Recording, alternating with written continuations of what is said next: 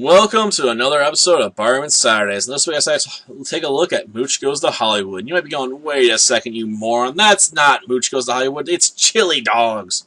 Now you're making me hungry because I like Sonic and he loves chili dogs.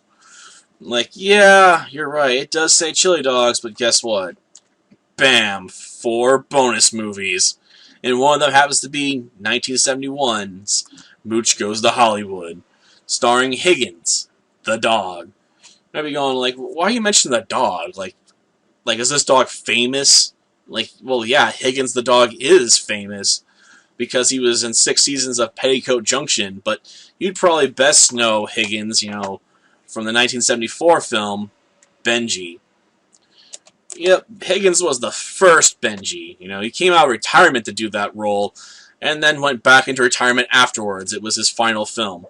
His daughter, Benjean, did take over and do some of the other Benji movies. And I'm not sure who they got playing Benji now, because I know they tried rebooting it on Netflix at one point, though based on the reviews I saw, I'm guessing it didn't do too well, and maybe the franchise has been put back to rest again for a while, and we'll see another attempt to revive it, in like another 20 or 30 years.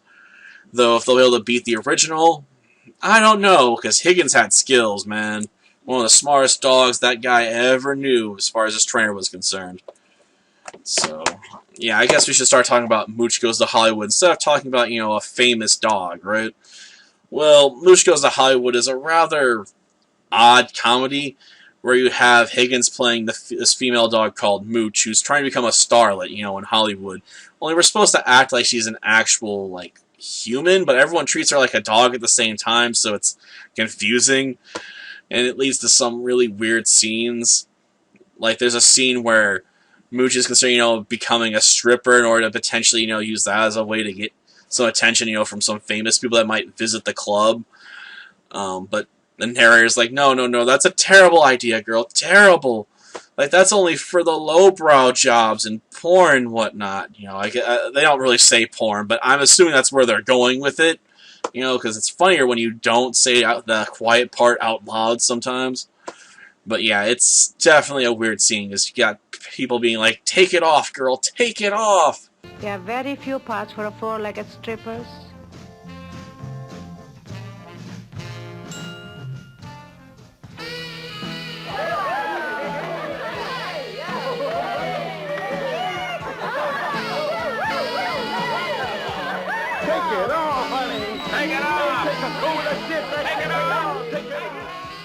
Keep it on. Keep it on. But I'm like, Mooch is usually naked throughout most of the movie, so why is she wearing clothes now?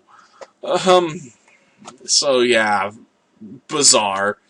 Admittedly, it's not as funny as watching Mooch, run towards Vincent Price on the beach while they're playing the Hallelujah chorus and fireworks are going off in the night sky all of a sudden, to be like, yeah, we finally made it big. We're gonna get our way into the big leagues, using Vincent Price, who I mostly know from Scooby-Doo, to be honest. I don't watch too many older movies that would show, Vincent Price in his prime.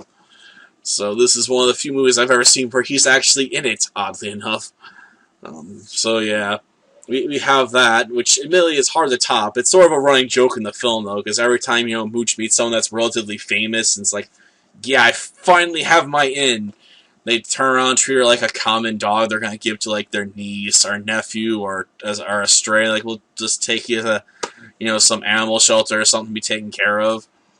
And eventually, at the end of the film, Mooch just realizes, I might as well just accept the life of a commoner. I'm just never going to really make it as a starlet and just be happy, being the companion, of a regular average Joe, which just happens to be a vet in this movie. So yeah, kind of a depressing thought, I suppose, but I guess it is realistic, so it ends on a realistic message, like, you can come to Hollywood if you want, but you're probably not gonna make it, because for all those hopefuls, most of them don't get anywhere. And they aren't wrong, I suppose. I mean, it's hard to name a lot of, high-list actors, off the top of my head, because I don't keep track of that stuff, but even for people that do, they can probably tell you there's dozens of people, that end up falling into the B, C, or D, or even lower tier list as far as actors are concerned, so Showing up and having big dreams doesn't mean they're gonna happen. It's disappointing, but that's life, I suppose. Sometimes it will definitely hand you lemons, and not just one, an entire bag. And no sugar to make sweet lemonade with either. Till next time, then. See ya. But the boys will fix it. Look, look, darling, there's someone to be seen with. It's Vincent Price. It's really Vincent Price.